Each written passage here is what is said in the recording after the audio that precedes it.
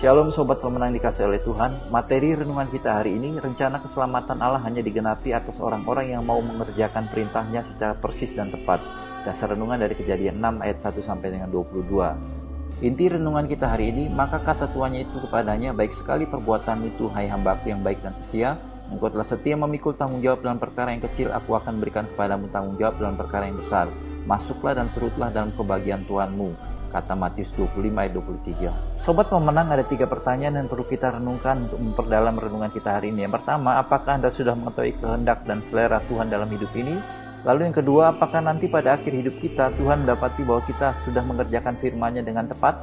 Lalu yang ketiga, bagaimana kita bisa tepat mengikuti firman-Nya jika kita tidak membangun persekutuan dengan tekun dan setia dengan Tuhan? Saudara, Yesus mati di kayu salib bukan supaya tokomu makin besar, oh bukan. Tuhan mati di kayu salib bukan supaya engkau punya mobil 10. Yesus mati di kayu salib bukan supaya kau punya pasangan yang paling cantik ataupun paling ganteng, oh bukan. Yesus mati di kayu salib bukan supaya engkau hidup dalam kelimpahan harta, tapi Yesus mati di kayu salib supaya saya dan saudara diselamatkan sampai ke rumah Bapa. Katakan amin. Itu sebabnya doanya beda. Bagaimana kita melakukan perkataan Tuhan, menganggap firman Tuhan sebagai prioritas. Saya dari dulu saudara selalu punya iman, selama saya melakukan firman Tuhan, Tuhan gak akan biarkan saya kekurangan. Itu iman saya sampai hari ini saudara. Selama saya mengejar perkenanan Tuhan, melakukan perkataan Tuhan dengan benar, saya tidak akan kekurangan.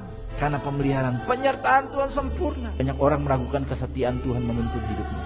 Tiap kali berdoa, Tuhan bagaimana ini supaya saya diberkati? Tuhan udah panik duluan perkara-perkara dunia. Kita mempercayai dan melakukan firman-Nya karena kita percaya bahwa Ia adalah pencipta dan juru selamat kita.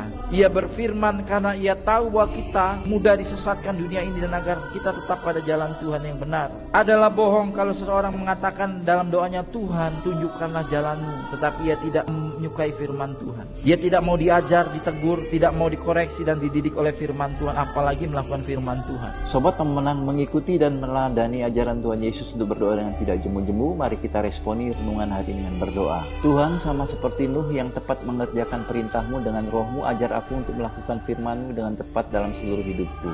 Lalu pokok doa syafaat kita hari ini berdoa bagi terbukanya lapangan pekerjaan di Indonesia secara merata, sehingga menekan kejahatan atau kriminalitas dan menciptakan atmosfer pembangunan yang merata.